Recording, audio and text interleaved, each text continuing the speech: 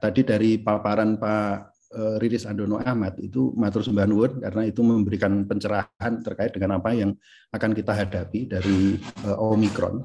Selama ini wacana yang muncul, ini non sewu nggih, wacana yang muncul itu selalu mengatakan begini, itu lebih ringan daripada Delta, gitu. Itu lebih ringan daripada Delta, sehingga kayaknya orang-orang kurang pay attention dengan karena ada wacana seperti itu.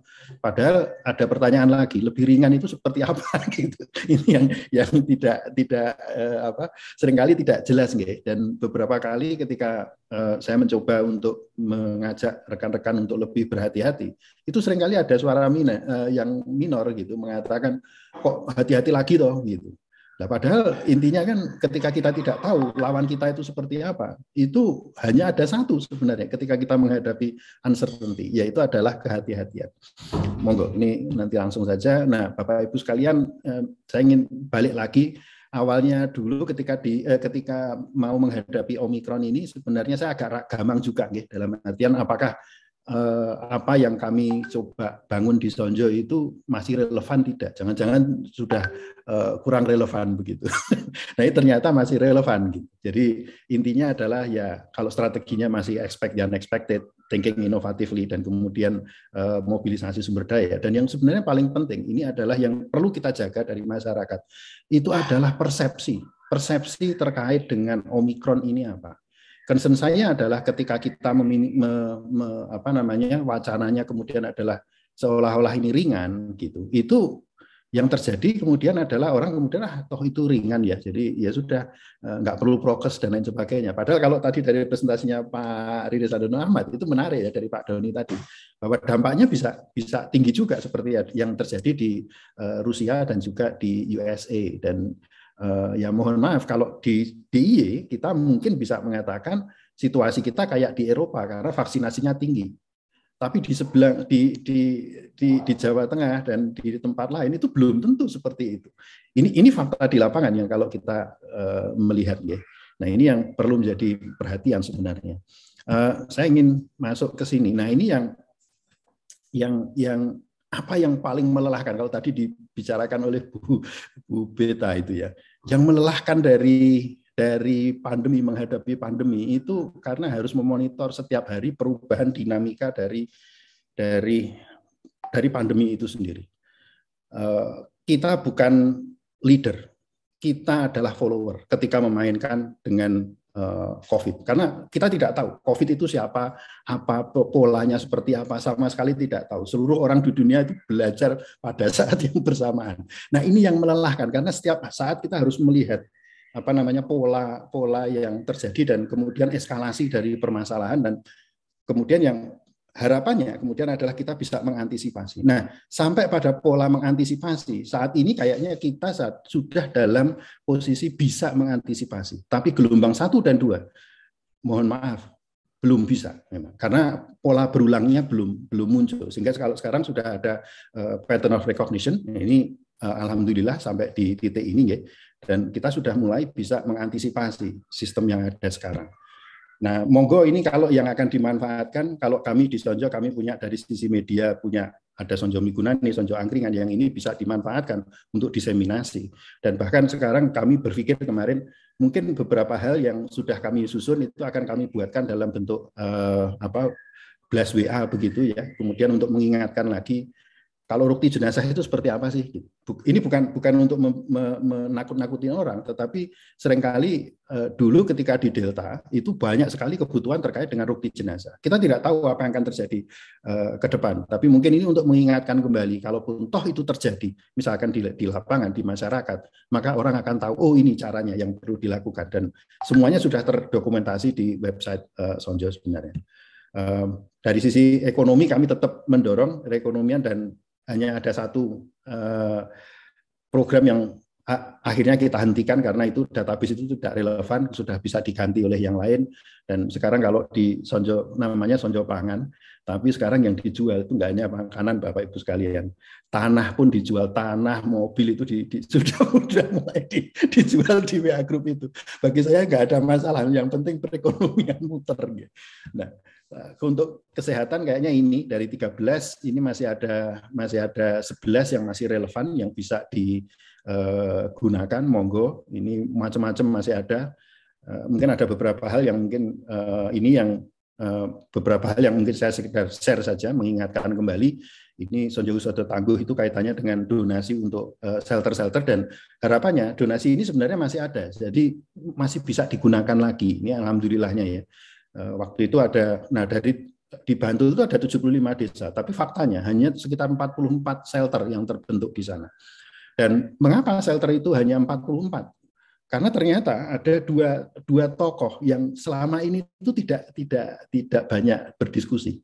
Tokoh itu adalah satu Pak Lurah atau Bu Lurah, yang kedua itu adalah Kapus. Ini seringkali tidak terjadi diskusi.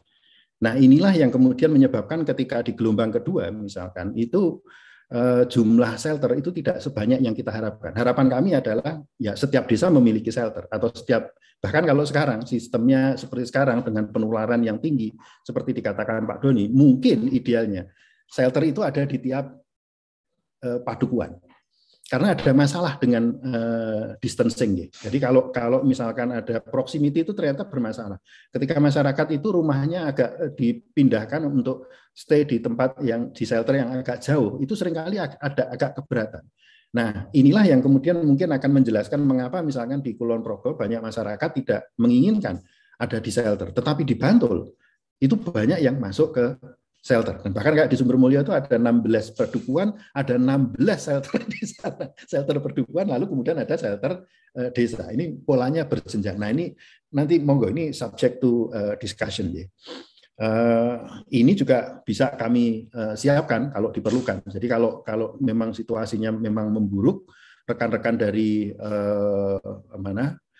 Jogja Gotong Royong itu bisa kita minta lagi untuk membuat peti, misalnya peti jenazah, ataupun juga ada yang membuat body bags gitu ya. Itu siap, dan kalau ini memang diperlukan ya kita bisa komunikasi lagi dengan Pak Capung dan kawan-kawan untuk memproduksi kembali, juga rekan-rekan dari Bravo 5. Ini bantuan yang berbagai bantuan yang sebenarnya sudah disalurkan antara Juli sampai Agustus, itu banyaknya ke rekan-rekan kayak di pedesaan waktu itu, karena banyak tim yang dibangun sebagai bagian dari respon ketika itu ya, karena tingginya angka penularan dan juga tingginya korban kematian ketika itu. Ini masih bisa digunakan lagi, juga di Sonjorewangan masih ada masalah rujukan, monggo saja kalau akan digunakan. Lalu ini yang di shelter itu, nah mungkin shelter itu sekarang kalau dari paparannya Pak Doni, dulu ya ketika di gelombang kedua Bapak Ibu sekalian, itu beberapa desa yang sudah memiliki shelter desa itu pun tidak cukup. Jadi perlu dibuat lagi, bahkan Sumbermulyo itu buat 2 kalau nggak salah. Beberapa desa itu membuka lagi, jadi sudah ada 1, tidak cukup, dibuka lagi 2. Lalu kemudian ketika itu tidak cukup, mau tidak mau mereka melakukan isoman, dan ketika isoman, nah ini yang berat. Isoman itu sangat berat bagi desa dan juga bagi puskesmas, karena bagaimana untuk memonitor para orang yang sedang melakukan isoman itu ternyata tidak mudah. Nah, ini yang perlu menjadi catatan. Apakah kemudian seperti tadi, karena tadi infeksinya cepat sekali gitu ya, lebih cepat daripada Delta, apakah kemudian kita akan mengembangkan ke shelter RW misalkan? Dan ini akan dikaitkan dengan yang ramah anak-anak tadi. Kalau levelnya di level pedukuhan itu dekat dengan rumah, itu mungkin jadi lebih enak bagi orang tuanya untuk mengawasi juga. Ini pemikiran, karena kemarin ketika diskusi di Sonjo hari Minggu kita melakukan koordinasi kaitannya dengan bagaimana menghadapi Omikron ini. Ketika Pak Doni presentasi kaitannya dengan kita membutuhkan shelter untuk anak-anak, itu langsung saya garuk-garuk kepala. Kenapa? Karena ini satu teritori yang baru yang belum pernah kita hadapi selama di gelombang kedua kemarin. Dan ketika kita ada unsur anak di situ, berarti akan ada unsur orang dewasa juga yang harus diperhitungkan di sana. Dan bagaimana itu juga aman bagi anak dan lain sebagainya, itu jauh lebih kompleks daripada yang kita pikirkan. Selama ini mungkin yang kalau menurut saya dari tadi paparannya Pak Doni, mungkin yang paling bisa dilakukan itu adalah mendorong untuk shelter di tingkat pedukuhan. Nah, sekarang pertanyaan berikutnya itu adalah bagaimana hubungan tadi, balik lagi ke hubungan antara kepala puskesmas, lurah, dan bahkan sekarang ada tambahan satu lagi, Pak Bapak atau Ibu Dukuh. Nah, ini yang perlu jadi perhatian ya. Ini shelter-shelter. Nah, shelter untuk pesantren itu jauh lebih mudah karena beberapa shelter pesantren pernah dibuat dan kami akan coba di Sonjo kami berkoordinasi dengan rekan-rekan dari PBNU yang banyak memiliki pesantren agar kemudian menyiapkan kembali shelter-shelter pesantren yang pernah dibuat. Juga universitas misalkan, karena UGM punya banyak kemarin, membuat banyak kerjasama dengan RSA. Matur sembah nuwun Pak Darwito yang telah menginisiasi ini agar shelter itu langsung ngeling ke RSA dan itu sangat efektif sekali. Nah, ini yang vaksinasi yang kami lakukan, ini terus kami jalankan. Sebenarnya saat ini yang menjadi titik utama, tetapi tidak banyak yang mau melakukan, itu adalah vaksinasi jimpitan plus. Jadi kalau vaksinasi jimpitan plus itu gunanya untuk siapa? Itu adalah untuk yang komorbid dan terutama yang komorbid ODGJ, kemudian yang difabel atau yang sepuh. Nah, ini yang jadi masalah. Kenapa? Karena seringkali yang komorbid ya dan yang kelompok tadi itu dari sisi mobilitas itu sulit.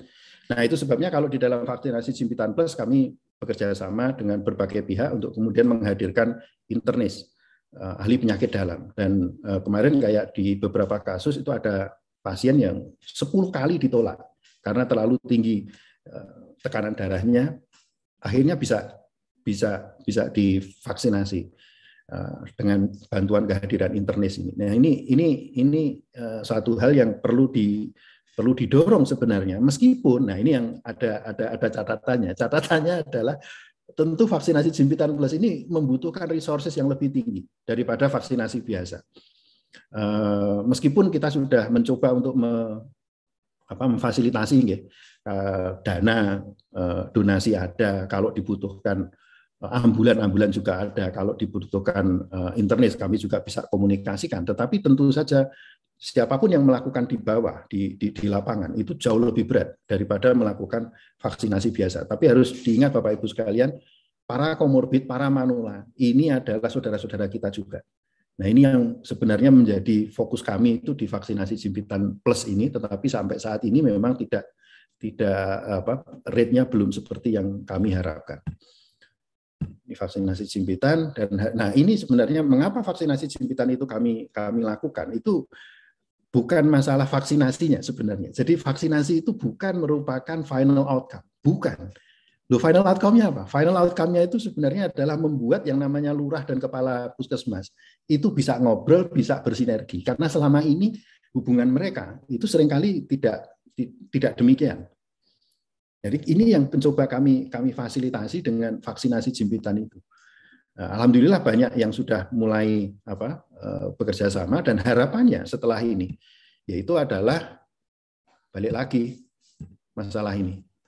Persiapan ke gelombang ketiga. Jadi vaksinasi jimpitan tadi itu sebenarnya adalah media untuk kemudian membuat yang namanya lurah dan Kapus itu mulai berkoordinasi, mulai bekerja sama, dan tujuan akhirnya sebenarnya adalah persiapan gelombang ketiga.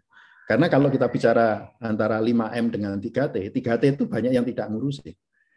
Orang kebanyakan bicara tentang 5M. 5M setiap orang bisa melakukan, tapi 3T itu tidak. Nah, ini yang kami fokus kalau di Sonjo lebih ke 3T tadi. Dan ini kalau dari sisi vaksinasi ini adalah capaian yang sudah kita lakukan 372.000 dan kalau untuk yang khusus untuk yang jimpitan sendiri, yang jimpitan saja itu sekitar 1M itu dapat 150.000 dosis karena biayanya sekitar 6 ribuan per vaksinasi. Nah, balik lagi terakhir apa ini? Ya, kita memainkan coordination game. Nah, setiap coordination game itu ada the first mover advantage. Artinya, siapapun yang akan mengkoordinasi, maka yang bersangkutan harus memimpin, dan itu memimpin dengan contoh. Terakhir, monggo saja apapun yang terjadi, tetapi sebenarnya modalnya cuma satu, modalnya itu cuma mau berpikir, mau beradaptasi, mau berinovasi, mau membantu sesama. Nah, ini mau bersinergi. Nah, ini yang kita perlukan untuk menghadapi Omikron ini.